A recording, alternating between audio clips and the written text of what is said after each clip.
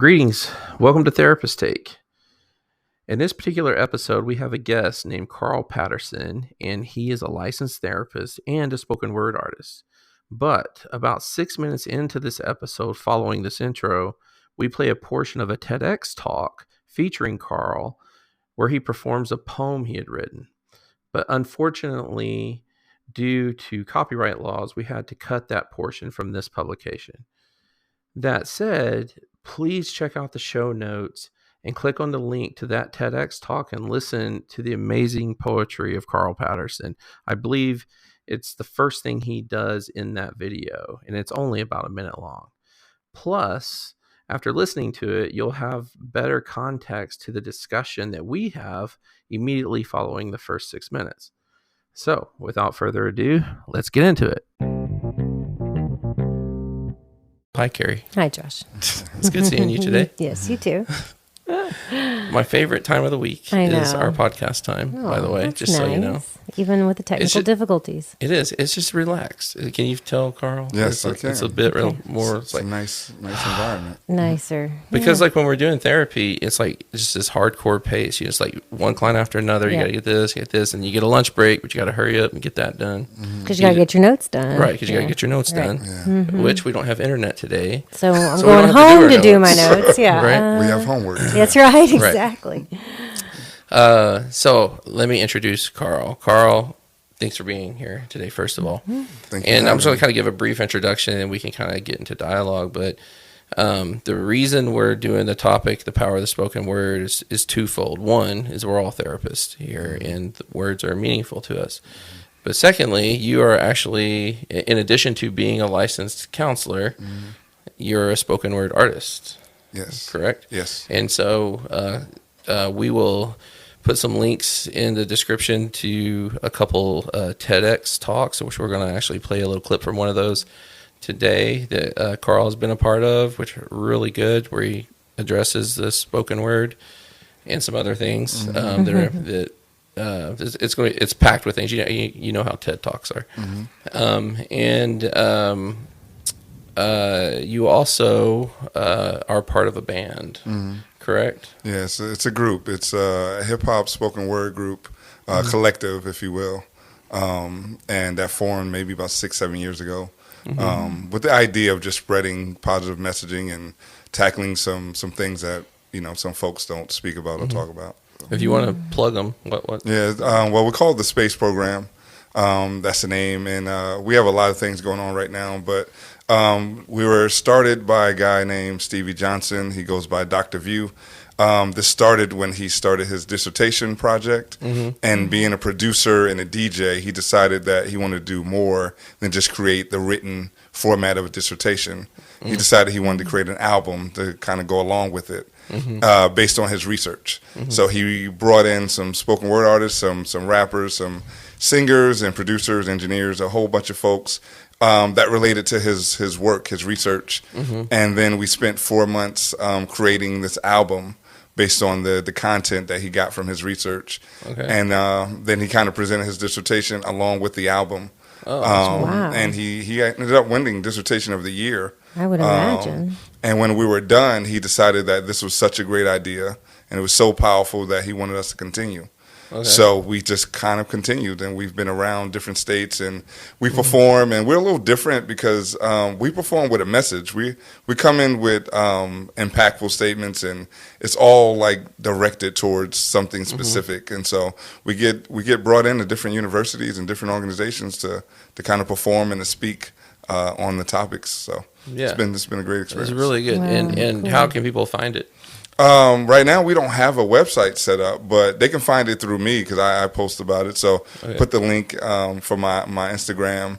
But we have a lot of things working on. We're actually going to do a new album coming up in this year, I believe. So I'm sure we'll have more information at that time. But they can follow it through me, through my Instagram. Okay, great. Yeah, we'll make sure to put your Instagram on the screen so people can follow that. Hey, can you hear the rhythm when he talks? Yes. Like, yes, it's very, It's like, so when I was listening to your TED Talk, which was really good, by the way, and we'll play a clip for everybody here in just a minute.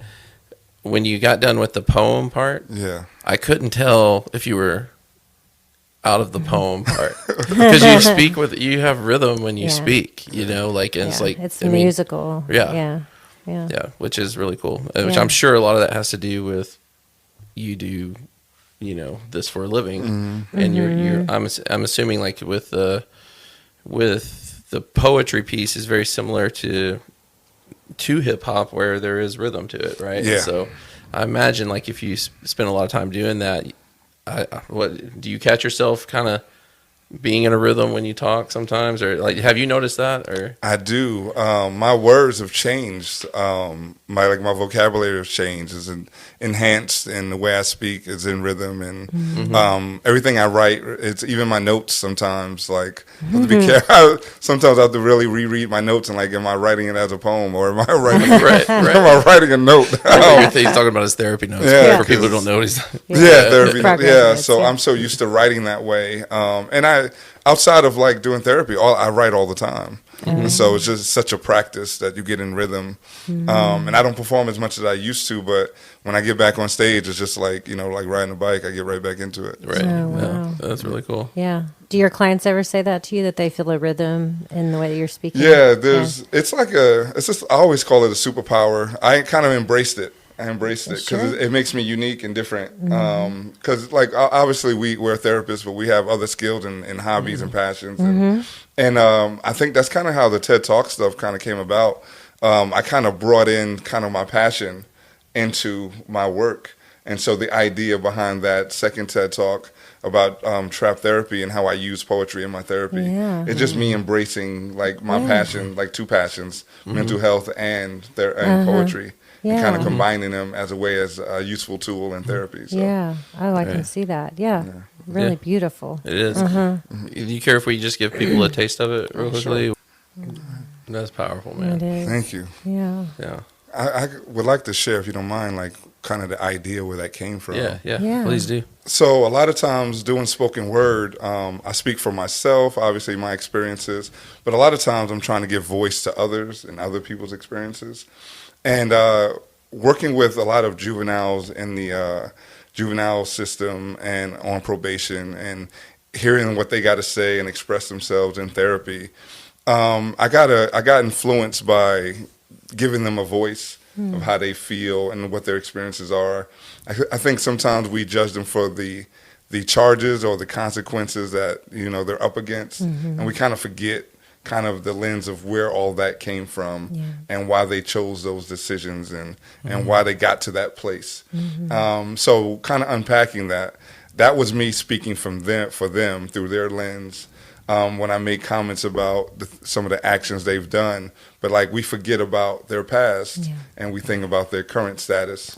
And so that was kind of a poem to kind of focus on their experiences, not just the current experiences, but their past experiences that kind of led to some of the poor decision making that they've had. So that's where that came from. Yeah, it's very powerful.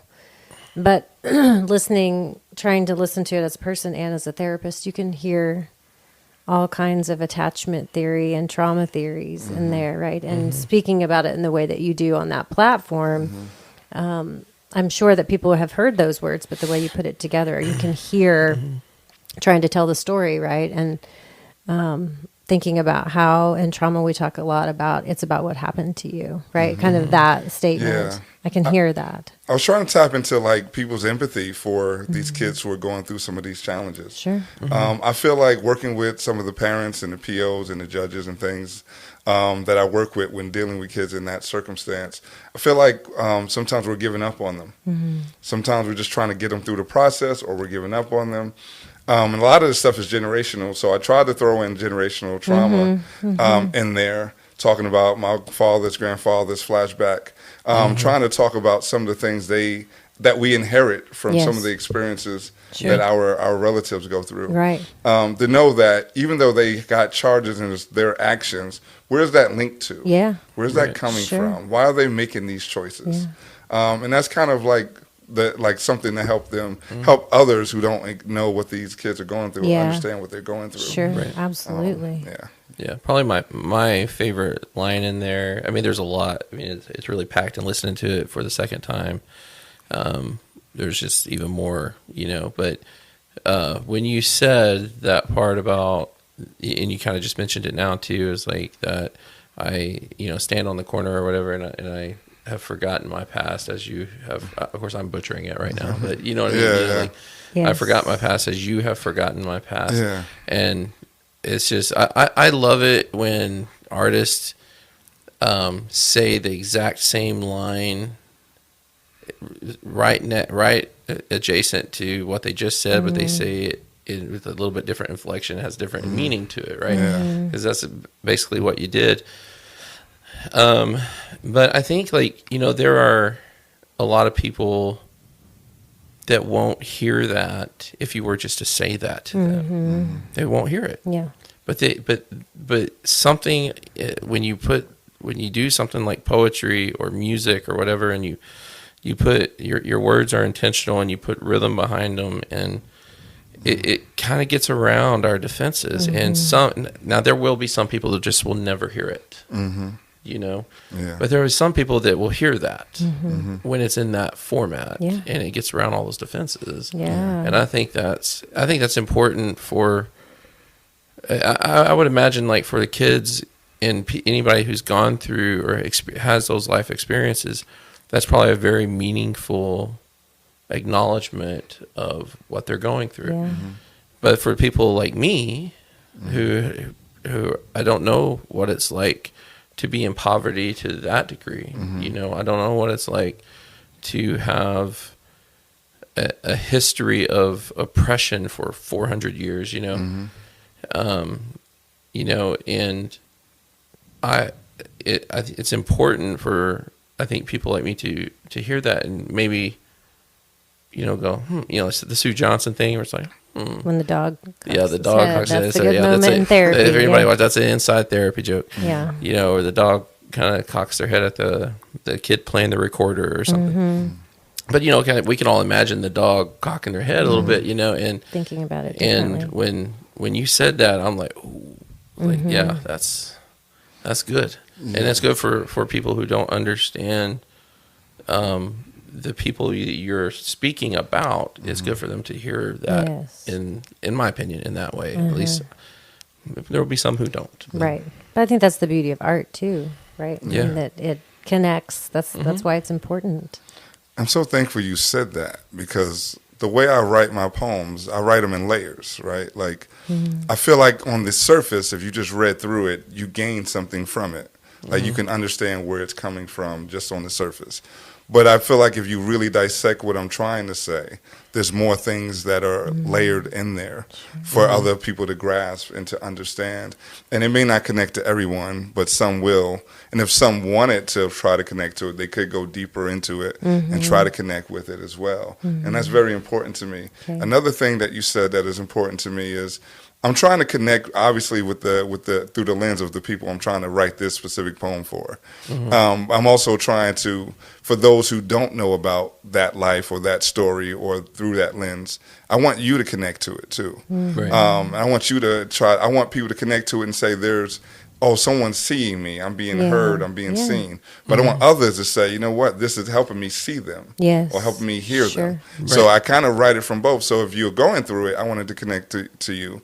But if you're not, or you haven't experienced, I want the poem to still have value, because I want you to see it through their lens when you read through it and say, you know what, I haven't gone through this, but maybe I need to understand more about what they do go through and what their experiences are. So I feel like it can be helpful on both sides. And that's when I'm writing, I take that into consideration. Yeah. Your audience. Well, why do you think it is that our brains like alliteration, for example, or rhythm, and it like evokes an emotion, that you might not get if you just were to, even just reading the words on paper and not hearing the intent behind it. Like, I mean, Carl, you have, just like I think any artist, when they're painting something or whatever, they know where this is, coming from, right? But of course we all get to interpret it. But like, nobody's going to hear that poem as good as it was by the by you, you know, if they were to just read it or something. Yeah. I'm just wondering, like, why do you think? I wonder why our brains like really like that. Like, I don't know for sure, but my first thought when you said that was, I think it mimics the heartbeat, right? That's one of the first things that happens, right? Is that connection and that rhythm, that which is life, right? And so maybe there's something really, I don't know. I have no scientific study to back this up that I can recall. It just feels like that rhythm of the heartbeat is something we're familiar with right away, and maybe there's something that soothes the nervous system when things are alliterated and repeated, and that there's some kind of pattern you can pick maybe up that's on. what it is. It feels like order and control. Perhaps. Yeah, and without knowing the science behind it, I think in my sessions, one thing I really try doing as a therapist is I'm trying to invoke thought or feelings or emotions. And it's the same way with my poetry. I always tell people when they ask me, like, what's your style of poetry or what do you do? I said, it's about being disruptive. And that always throws them off. Like, what do you mean disrupt? Because disruptive is looked at as a negative term, right? Oh, you're gonna, but disruptive is more about change, yes, right? Sure. So Yes. when I write, right, like I try to write to make you feel something or to make you think something. Right. So even if you don't think something that, like, even if you disagree with what you're feeling or what you're thinking, I still moved you. I still disrupted you, which is going to make you be in more thought. Absolutely. And the goal is to disrupt you. And I used to be an English teacher. And I used to teach poetry, and one thing I used to tell my students, I'm like, I want you to disrupt how I feel when I read this. To disrupt how I think. Assignment. I said, if you write this and I don't think anything, I don't feel anything, then why did we write it, right? So I want to make you feel and want to make you think. Yeah. So I think emotions and feelings is what I try to drive when I'm writing. It's like, can I get you to think? Can I get you to feel? Yeah. And then it's more impactful when you can do that. Yeah. I agree. I think it's just like an orderliness to it, like. You know, I think music's like that too. And I think there was a study, and so I'm going to give my disclaimer here that I want the right to be wrong on what I'm about to say.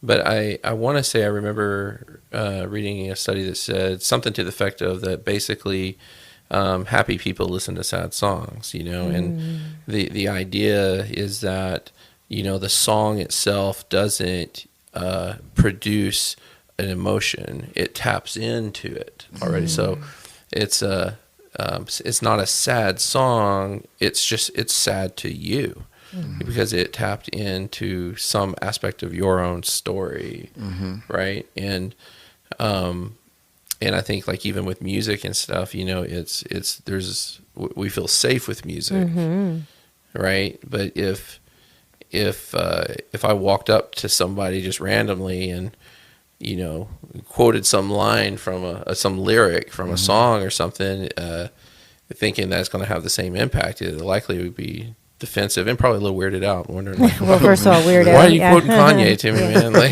Yeah, right. you know. Yeah. But and so I mean, we're all just kind of speculating here. I mean, we're probably all wrong on why it does what it does. Perhaps. But I think what universally is true is that, you know, most people like words and they like rhythm to it. That's why we have music. Yeah. So. Yeah. Yeah, I believe spoken word is nothing but storytelling with a visual aesthetic that kind of desires connection. And that's really what we're trying to do when we're up there and speaking. We're trying to connect you to our stories or connect to your story, but giving you a visual and doing it with style and doing it with different aspects, using our voice as an instrument to kind of give you that connection. A lot of overlap to therapy as well, right? Absolutely. Connection, creating images and stories. Yeah. It's very seamless to connect poetry and therapy. I can see that. Because people are coming in there to tell you their stories. Yes. So you're basically giving them a rhythm. Yeah. You're giving them like a story that has a rhythm to it, which is expressive and it's open and it's vulnerable. Yeah. And so people connect with that. And then they get to write it in their own words and take time to write it. Yeah. And so when I've done it with clients, it's, you know, I have a format how I do it, but when I do it with clients, they feel relieved. There's a relief of, like, I'm getting to tell my story in my words, and I'm getting to say it out loud in therapy to someone, which is vulnerable. So. Yeah. I think that's true. I think when we just started today and the power of the spoken word, I thought how many times I've had people say, what, we just come in here and talk and this changes things, right? Or you tell people what you do, you're a therapist, so what do you just talk and people just listen and that changes them? And the answer is yes, of course. Right. Yeah. Yes, of course. Yeah. Yeah. Yeah, I like that. But the interesting thing too is that words is often why people are in here to begin with, too. I mean, think about, Yeah. Some of the most heartbreaking things I hear in a therapy room aren't things that happen to people as much as things that are said to people, especially kids. When they're telling their stories about something that was said to them that just stayed with them their whole life, and impacted them that way. And it's interesting that it's in a way, I mean, there's also treatments like EMDR where there's not a lot of speaking happening, right? Right. And it's just interesting that, in talk therapy, we're using the mechanism that was kind of the culprit to their pain. We're using that same tool for healing, and so. Yeah. Yeah, and adding layers of spoken word is you're helping them learn the language or giving them the language.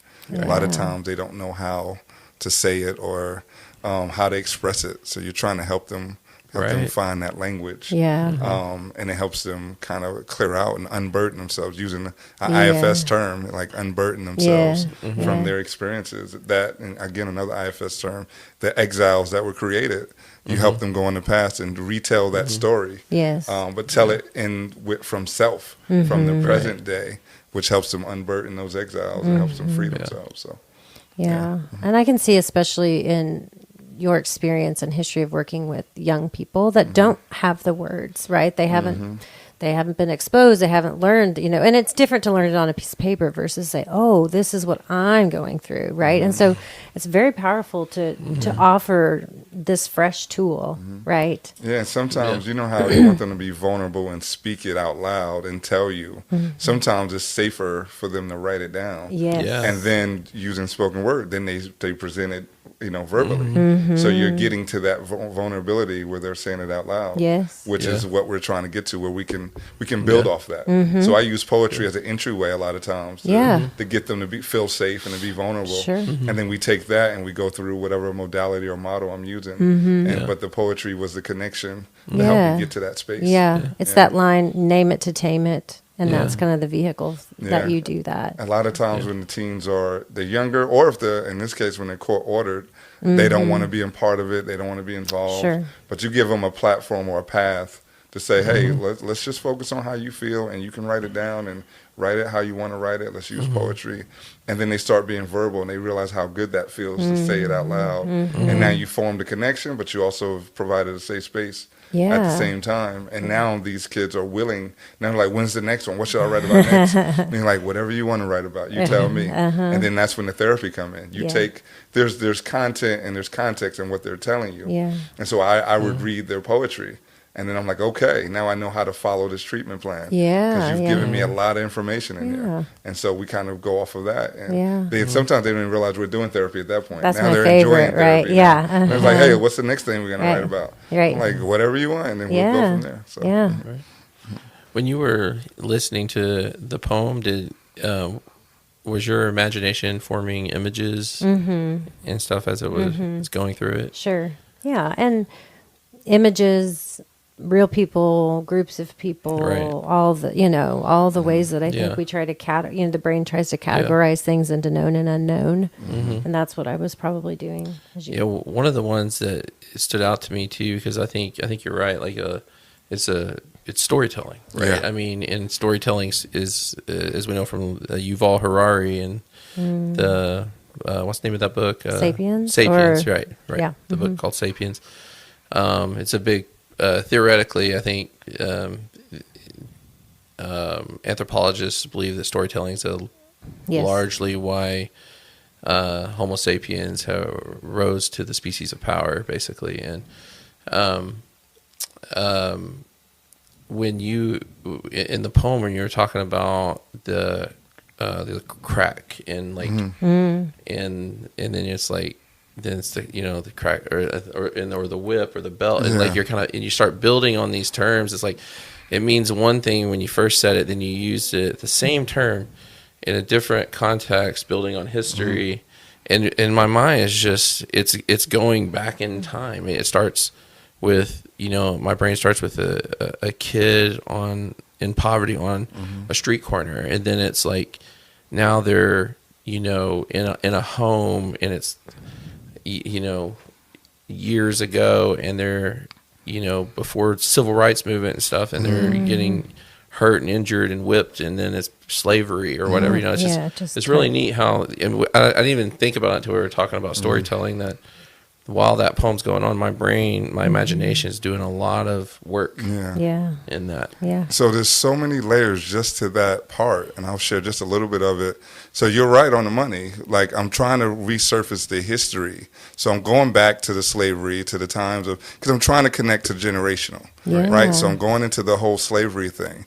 Also, I'm going into the whole impoverished and how it's hard to make good decisions when you don't have the resources and you're trying to survive. But also, there's a layer that you would have to go deeper to understand, where my dad was actually an addict and he was on crack. So that line is personal. That line is actually a layer from my life and my story, which even when I'm speaking to the lens of others, I try to include myself and my personal story, and I kind of lace it in my poems. So even in that aspect, there's a layer of myself in that line too. So there's lines in there that is for others, it's for me, because also when I'm writing, I'm trying to heal too, right? So I'm trying to heal my exiles as well. And so as I'm writing, I'm thinking of all those aspects, and that's what I mean about the layers. Right. Yeah. Just thinking about all of the effort that goes into that, and the amount of vulnerability on your part, right? In an attempt to connect to your audience, right? To invite their vulnerability. If I'm going to ask others to be vulnerable, I have to model that. Yeah, absolutely. And so I model that, and I'm transparent. So I make sure that there's also a stronger connection. Yeah. So I'm not going to just speak through your lens without actually doing the same Doing thing. it too. Yeah. Sure, that whole rule, right? We don't ask people to do what we're not willing to do ourselves. Yeah. So I share my transparency, and I model that, my vulnerability. Yeah. Well, man, I could listen to you talk all day. I know. Carrie does get to listen to you talk all day. I know. Sometimes I do hear you next door. And I'll be like, oh yeah, that's good advice. And anybody listening to this can't tell, Carl's got a very booming voice. So my poetry voice. Yeah, that's right. It'd be funny if one of your clients was like, "Is the radio on in there?" I know. Some good radio What's that voice. called? Is it called slam poetry? Slam poetry, yes. I love that. Right.